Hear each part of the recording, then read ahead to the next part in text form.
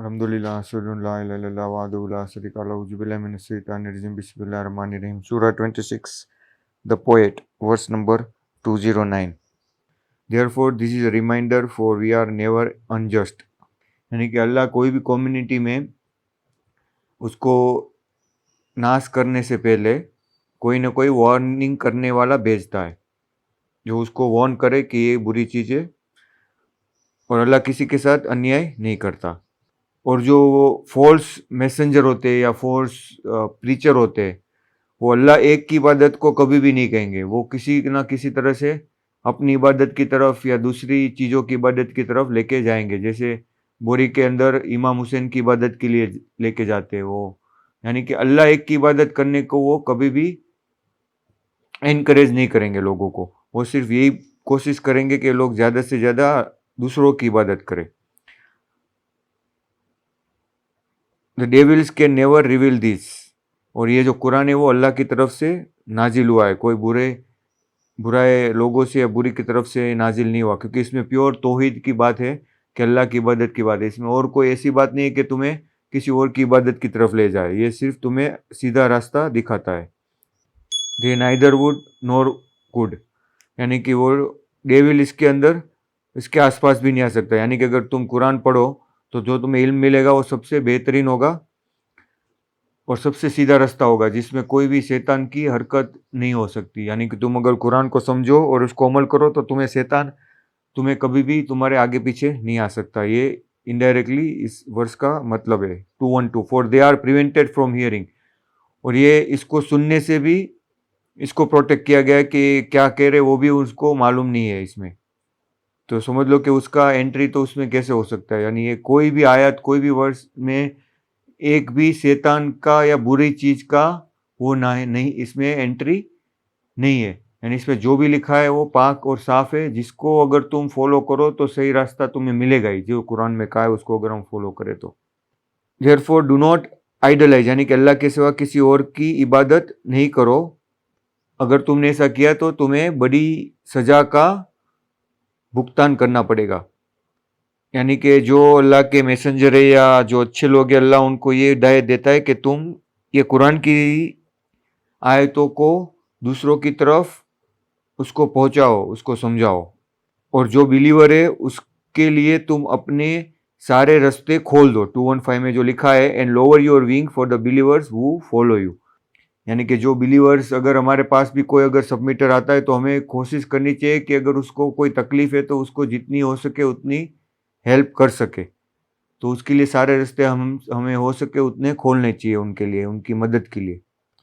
अगर वो तुम्हें फॉलो नहीं करते तो तुम भी उनको कह दो कि मैं भी जो तुम फॉलो करते हो मैं उसको मानता नहीं हूँ। देखो इसमें जो अरफी अल्फाज लिखा है वो क्या लिखा है, बरी हूँ। यानी कि मैं उसको चीज़ से मैं भी तुम जो अमल कर रहे हो उससे मैं बरी हूँ। बरी हुई हम बोलते हैं ना कि मैं तुम जो कर रहे हो उससे मैं बरी हूँ। ये उर्दू में और हिंदी में भी बोलते हैं कि तुम जो कर रहे हो मैं उससे बरी हो गया हूँ। तो ये जो वर्ड है इन्ना बरीउल मिम्मा तामलून इन असौका फकुल, यानी कि मैं उसको असौका यानी कि ओबे नहीं करता जो तुम करते हो और जो तुम्हारे अमल है मैं उसके हिसाब से मैं वो अमल नहीं करता। एंड पुट योर ट्रस्ट वतवक्कलु अलल अजीजुर रहीम, वतवक्कल अलल अजीजुर रहीम, यानी कि तुम्हारा जो तवक्कुल है वो किसके ऊपर रखो जो ऑलमाइटी है और रहमान है, मोस्ट मर्सीफुल है। वर्स 218 अल्लजीना अल्लजी यराका हैना तकुम who see you when you meditate during the night वतकल्लबोका fish Sajidin. 218 who see you when you meditate during the night, यानी कि अल्लाह सवाल कर ले अल्लजी यराका हैना तकुम वतकल्लबोका फिस साजिदीन, और जो तुम सुजूद करते हो उस वक़्त में तुम्हें कौन देखता है। तो कहो कि इन्नहा हो समीउल अलीम, जो वो है जो सब कुछ सुनने वाला है, अलीम है यानी ओमनीसाइंट, उसको सारी चीज़ों का इल्म है। आलिम का ओमनीसाइंट यानी हर एक चीज़ का उसको इल्म है और हर एक चीज़ को वही समीउन यानी देखने वाला है। और अल्लाह इसमें 221 में कह रहा है कि मैं तुमको बताऊँ कि कौन है जो डेविल उनके शैतान है उनके ऊपर नाजिल होता है। जो इसमें लिखा है अल्लाह मन तनज़्ज़लुल शयातीन, यानी कि शैतान किसके ऊपर नाजिल होता है। इसका मतलब ये आयत में अल्लाह बता रहा है हल अन्नबोकुम, अनबोकुम, नबू यानी कि एक चीज को इन्फॉर्म करना। अन्नबोकुम अला मन तनज्जुलुल शयातीन, नाजिल होना, समझ में आया ना? तनज्जुलुल यानी नाजिल होना, शैतान किसके ऊपर नाजिल होता है? दे डिसेंड। अभी देखो, ये तुम अरबी पढ़ो तो ये ज्यादा तुम्हें महसूस होता है इससे कि तुम ये पढ़ो इंग्लिश में, वूम द डेविल डिसेंड। इससे अच्छा कि मन तनज्जुलुल शयातीन, ये अच्छा है ना समझने में, कि नाजिल होता है। तुम्हें इजीली अल्लाह ने बताया कि किसके ऊपर नाजिल होता है, सीधा सवाल किया अल्लाह ने। तो इसका जो अल्लाह कहता है 2:2 में, दे डिसेंड अपॉन, यानी कि जो बुरे काम कर रहे हैं, तनज्जुलु अला कुल्ले अफ़्वाकिन असीम। अफ़्वाक यानी जो बुरे लोग हैं, गिल्टी है, जो लोग झूठ गढ़ने वाले हैं। असीम है यानी कि अफ़्वाकिन असीम। दे प्रिटेंड टू लिसन, यानी कि वो क्या करते हैं, झूठ मूठ का तुम्हें सुनने का नाटक करते हैं। पर जो सबसे ज्यादा वो अक्सर लोग क्या होते हैं उसमें, काज़िबून। काज़िबून यानी झूठ बोलने वाले। कजाब बोलते हैं ना कि ये कजाब है, यानी कि झूठा है। तो इसका जो काज़िबून यानी झूठा, वक्सरोम, सबसे ज्यादा ये लोग जो योले कून समा, योले कून यानी क्या बोलते, ढोंग करते, सुनने का, सुमाऊ यानी सुनने का, वक्सर काज़िबून। As for the poets they are followed only by the strayers. और 2:5 में अल्लाह क्या बता रहे कि उनका जो तुम्हारे ऊपर लॉयल्टी है ना, वो सिचुएशन के हिसाब से शिफ्ट होता है। यानी कि अगर तुम अगर आज अच्छे हो, तुम्हारे पास सब दौलत और माल और रुतबा है, तो वो तुम्हारा फॉलो करेंगे। अगर तुम गरीब हो गए तो वो तुमको ठुकरा देंगे, यानी कि तुम्हारी सिचुएशन को देख के तुमको लॉयल रहेंगे। अगर मान लो कि अगर अभी मेरी कंपनी में मेरा काम अच्छा नहीं चल रहा, तो अभी लोगों को अच्छा मान लो कमीशन नहीं मिल रहा, तो जो लॉयल नहीं होगे वो क्या सोचेंगे, चलो अभी मैं कोई दूसरा ट्राई करता हूं, क्योंकि अभी सिचुएशन अच्छी नहीं है। अच्छी सिचुएशन में तो हर कोई साथ देगा।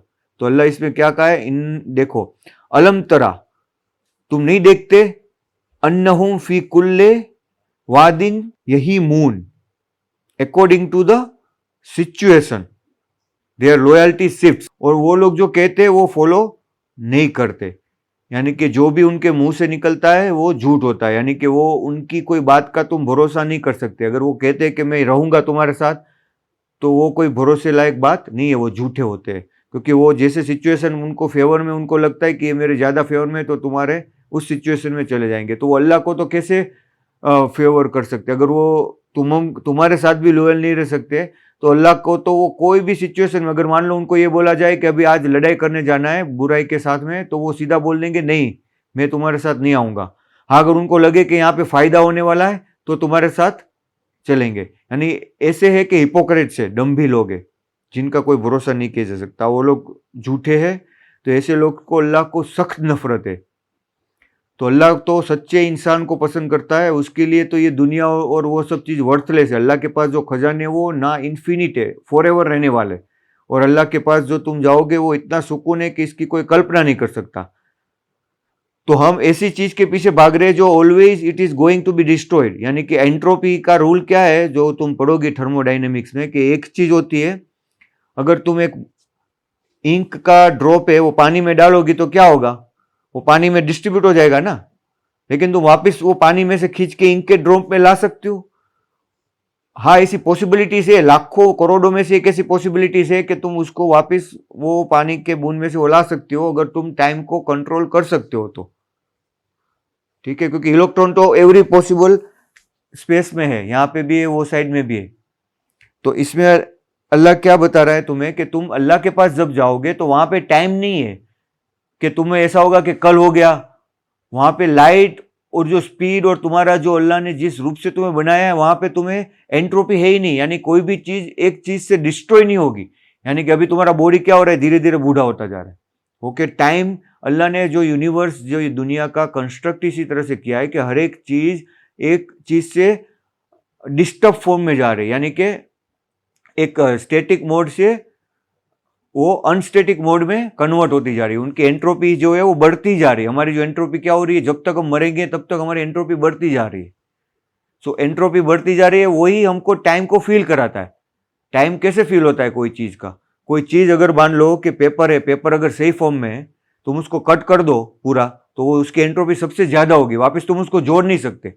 तो तुमको फील क्यों हुआ कि वो चीज अगर यहाँ से यहाँ दूसरे टाइम फ्रेम में गई, तभी उसका तुम्हें फील हुआ कि हाँ ये टाइम यहाँ से यहाँ मैंने महसूस किया।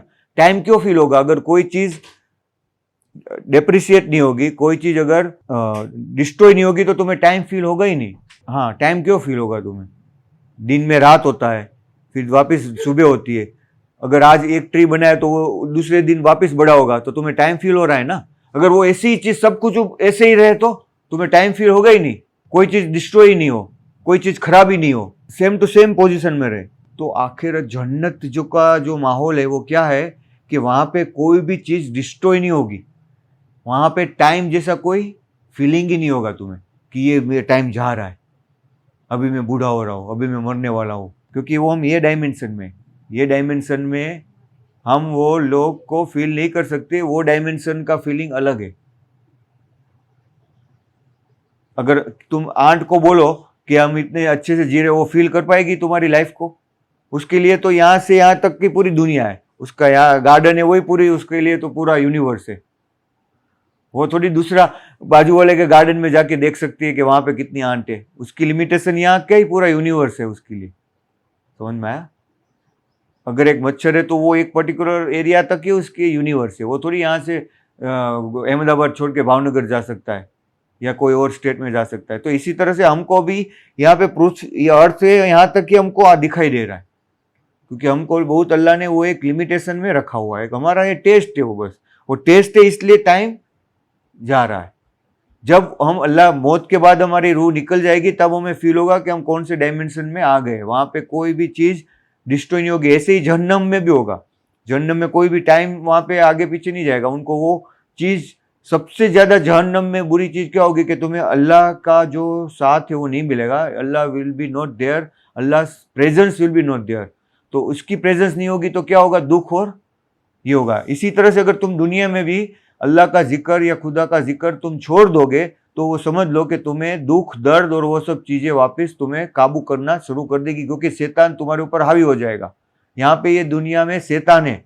तो जितना तुम अल्लाह को याद करोगे, अल्लाह को पुकारोगे, उसको महसूस करोगे, तुम्हें उतना ही खुशी मिलेगा, उतना ही सुकून मिलेगा। और आखिरत में जब जाएंगे मरने के बाद, जिसको जन्नत में डाला जाएगा, वहां पे तो प्योर अल्लाह की पास ही नजदीकी होगी। तो वहां पे इंसान को और जो भी होंगे उनको सुकून ही महसूस होगा, उनको कोई डर या खौफ नहीं होगा।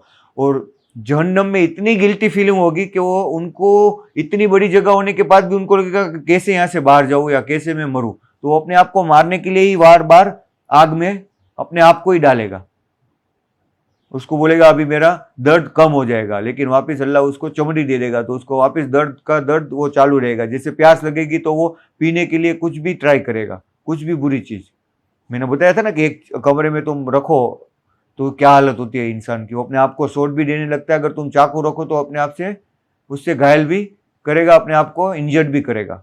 कि एक पर्टिकुलर लेवल के बाद में ऐसी सिचुएशन आ जाती है, क्योंकि उसको डिप्रेस हो जाता है। वो फीलिंग क्या होती है? डिप्रेशन बोलते हैं उसको। डिप्रेशन में आदमी क्या करता है? सुसाइड करता है। पर वहां पे मौत तो है नहीं, तो अल्लाह बोलते हैं तुम एक मौत को नहीं, आज हजारों मौत को पुकारो। वहां पे एक मौत आएगी ही नहीं, मौत है ही नहीं वहां पे, क्योंकि टाइम इट इज स्टॉप।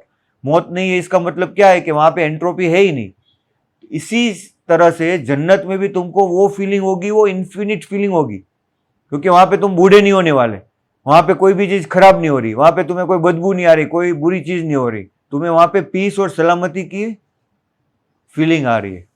हाँ, डिप्रेशन यानी कि अगर कोई टाइम तुम स्ट्रेस में हो, कोई टेंशन में हो, कोई तुम्हारे पास कोई रास्ता नहीं दिख रहा, या तुमसे कोई बुरा हो गया हो, तो डिप्रेशन आता है। उसके बहुत सारे रीजन्स होते हैं, एक रीजन्स नहीं है, देयर आर मल्टीपल रीजन्स।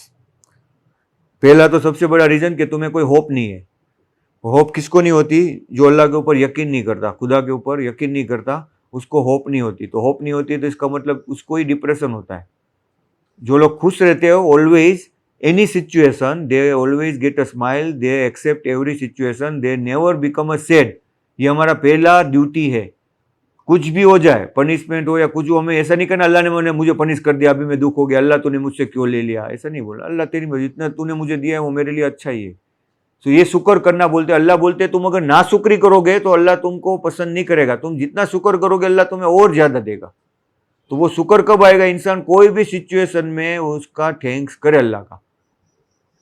तुम एंगर करते हो, डिप्रेस करते हो, तो ये सारी सिचुएशन क्या है कि तुम्हारा जो उम्मीद है अल्लाह से वो कम है। तुम यानी उसने जो किया है वो तुम्हें कबूल नहीं है।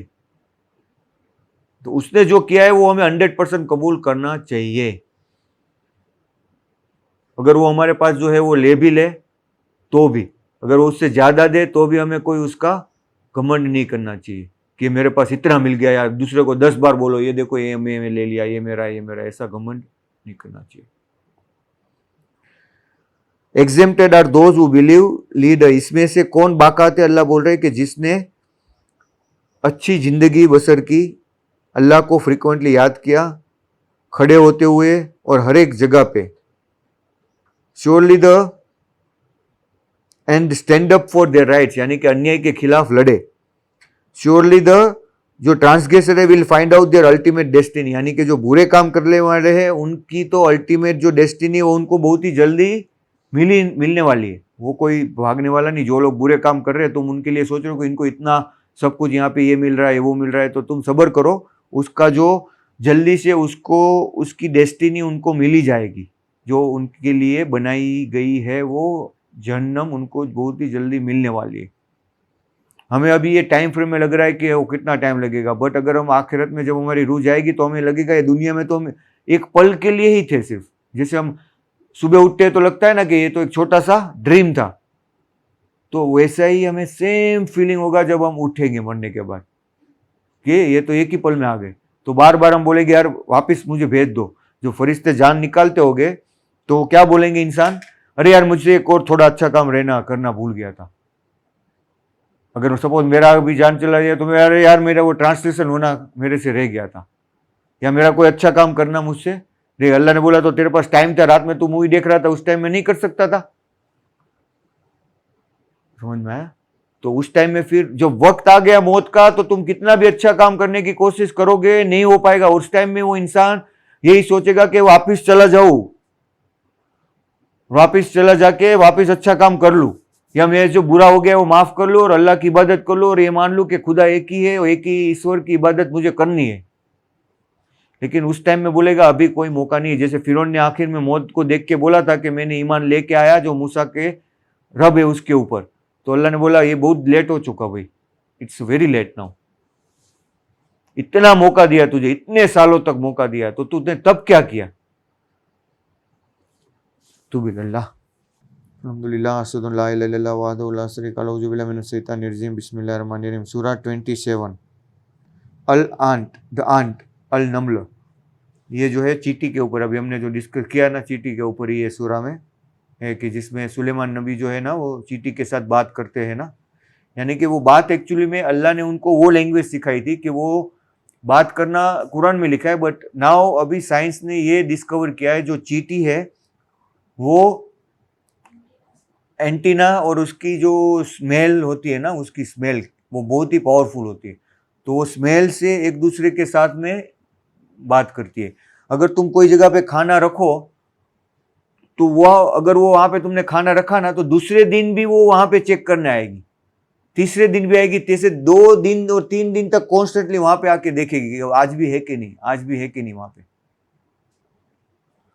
और अगर उनका जो कम्युनिकेशन है वो इतना पावरफुल है कि वो साइंस और ये लोग ने सर्च करके उन्होंने देखा कि वो अगर कोई भी जीव जंतु जो अंदर सबसे ज्यादा बेस्ट कम्युनिटी अगर कोई है ना तो वो चींटी है। वो इसका भी, मधुमक्खी का भी नहीं है, चींटी का जो पूरा नेटवर्क है ना वो इतना कॉम्प्लिकेटेड है कि वो it's like a more than humans. जैसे ह्यूमन जैसे कम्युनिकेशन करते हैं ना कोई कंपनी में, तो उसके लिए तुम सोचो कि कितना मैन पावर, कितना मैनेजमेंट चाहिए। तो सेम सिचुएशन वहाँ चींटियों में भी है। चींटी में भी कैरियर यानी कि वो एक दूसरे का ये होते हैं, कोई मैनेजर लेवल पे काम करता है, कोई वर्कर लेवल पे काम करता है। तो जैसे कोई लेबर्स होता है, कोई सोल्जर्स होता है, तो सबका एक एक हिसाब से उनका काम मुकर्रर किया है और वो इसके हिसाब से करते जाते हैं। उसमें जो रानी होती है वो उसका काम होता है, तो उसके जो साथ में होते हैं ना, जो उसके ख्याल रखने वाले, वो यंग एडल्ट्स ही होते हैं उनके साथ में। और वो लोग क्या करते हैं, अगर कोई मर भी जाता है ना तो उसको भी ग्रेव भी बनाते, कोई कोई तो इसके अंदर चींटियों में करोड़ों अलग अलग टाइप की, हजारों टाइप की, 70,000 तो इन लोगों ने अलग अलग टाइप्स की चींटी से फाइंड किए, स्पीसीज, चींटी के अलग अलग स्पीसीज में। तो तुम 8, ये सूरह का अल्लाह ने ये नाम क्यों रखा है? क्योंकि इसके अंदर अल नम्ल, यानी कि ये बहुत बड़ी निशानी है कि अल्लाह ने तुम्हें गोर, अभी आज तो उनके साइंस की वजह से इतना सारा देख पा रहे हैं कि उसमें एक ही रानी होती है और उसके फेदर्स होते हैं, वो उड़ सकती है। और फिर वो जब एक ही बार जब वो मेट करती है तो उसके बाद में वो बच्चे को, उसका काम होता है देने का, और वो अंदर ही उसके लार्वा प्रोड्यूस होते हैं, तो उसको संभाल रखने वाली नर्स अलग रहती है, वो बाहर नहीं जाती, वो उसकी संभाल ही रखती है, और वो यंग होते हैं, तो उसका काम होता है कि वो रानी की संभाल ही रखने का बस।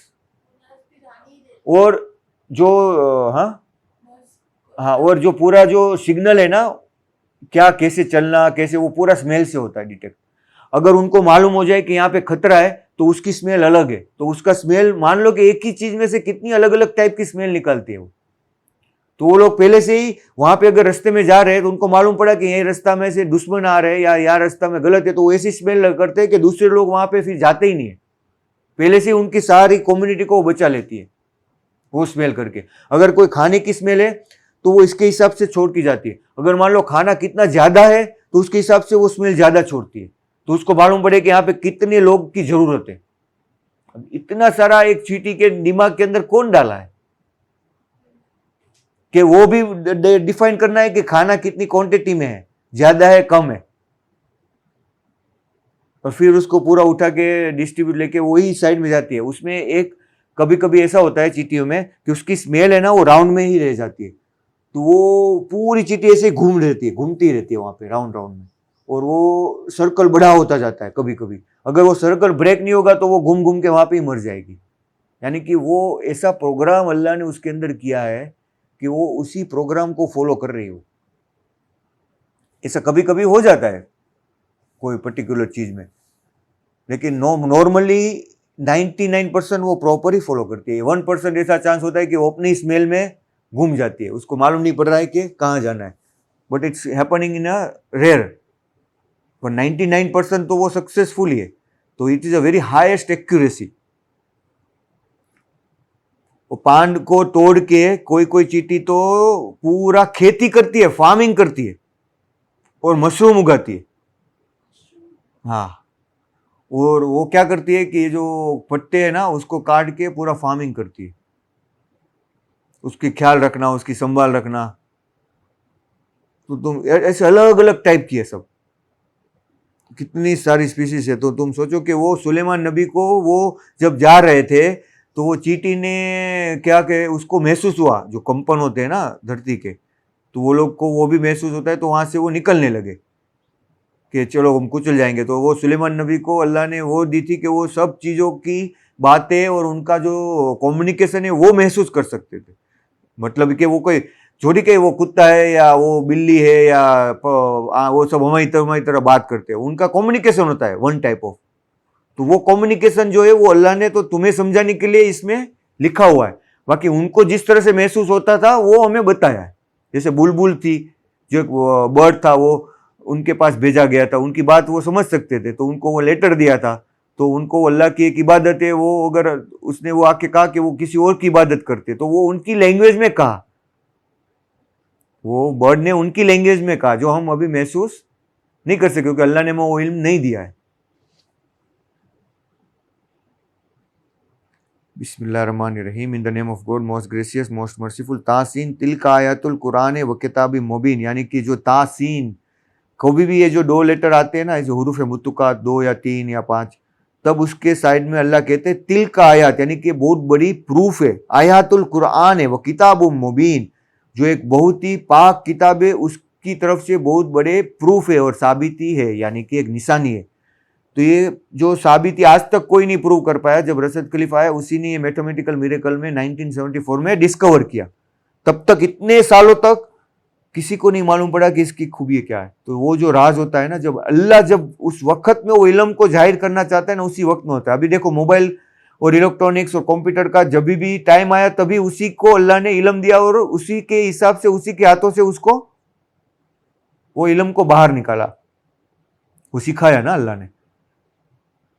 तो ऐसे ही ये चीज़ भी अल्लाह का कुरान का इल्म भी अल्लाह ने चाहा उसी इंसान के ऊपर अल्लाह ने नाजिल किया, उसके और कोई नहीं समझ पाया था पहले, उसके पहले।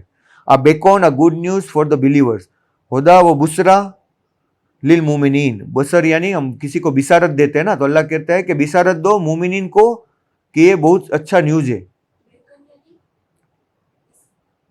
गुड न्यूज़, एक बहुत अच्छी निशानी। हुदा जो है ना, हुदन यानी कि हिदायत, हुडन, व बुसरा लिल मोमिनीन, गुड न्यूज़। अल्लजीना युकीमुन सलाता वयुतुन जकाता, जो नमाज अदा करो, जकात दो, वयुतुन जकाता, और वहुवा बिल आखिरते हुम यूकिनून, और जो आखिरत को ऊपर तुम सर्टेनली यकीन करो कि वो आने वाली है, यानी कि मरने के बाद तुम जाने वाले हो, ये 100% तुम यकीन करके रखो, इसमें तुम्हें कोई डाउट नहीं होना चाहिए। तो जितना तुम्हें आखिरत को मरने के बाद तुम्हारा यकीन होगा, એટલે એ एक्चुअलीમાં થોડુંક તમારે ધ્યાનથી પડવું પડે। આ मैथमेटिकल मिरेकल्स के हिसाब से इसके अंदर हरफात लिए गए, जो ज़रूरत है, जो एक्चुअली में है, जो एक्स्ट्रा ऐड है वो नहीं है। तो ये पर्टिकुलरली अलिफ लाम और मीम उसके पूरे काउंटिंग आता है इसमें, उसकी तरह से ये मैथमेटिकली कंपोज है, तो ये परफेक्ट अरबिक है।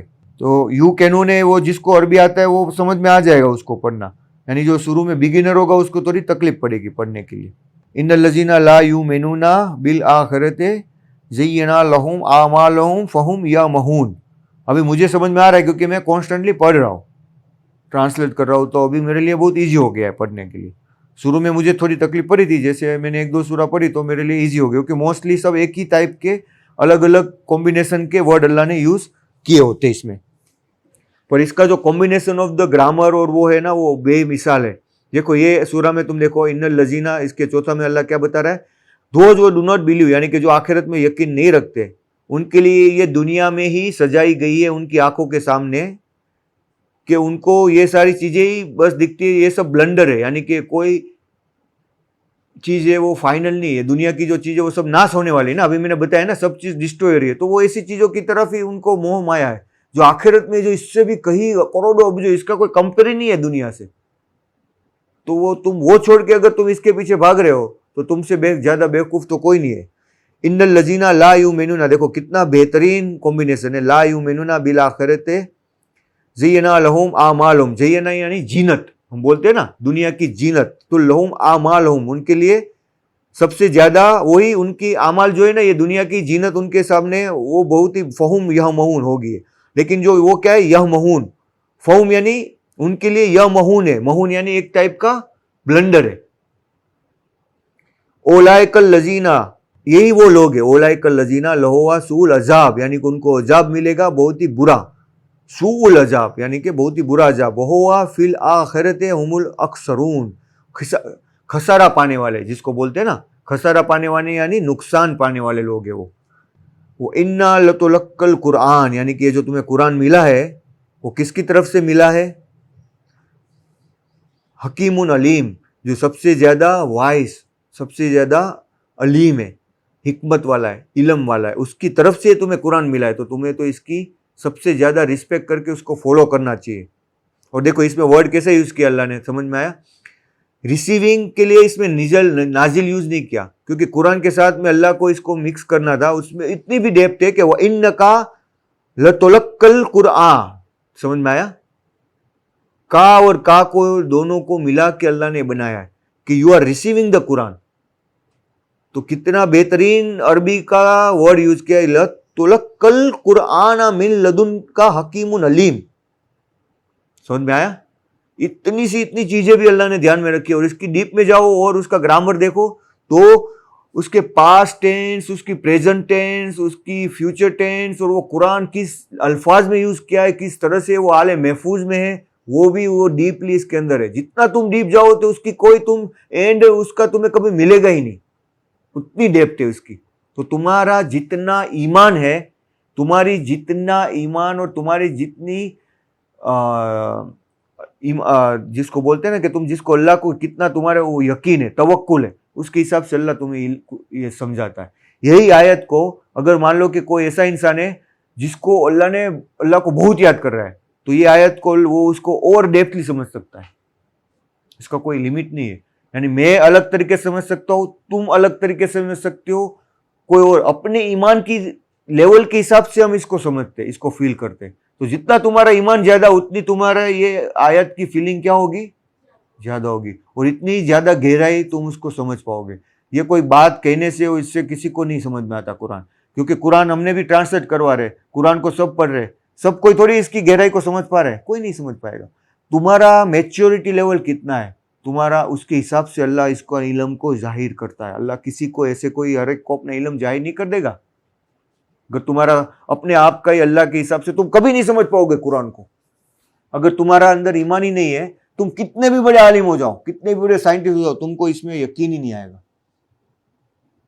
हाँ, अगर कोई इंसान, मैंने देखा था हामिद भाई, वो पढ़े लिखे नहीं है, लेकिन उसने कुरान को कितना बेहतरीन तरीके से डेप्थली समझा है। कभी कभी तुम उसकी बात सुनो, तुम्हें लगा कि ये इंसान को अल्लाह ने कैसा इल्म दिया है।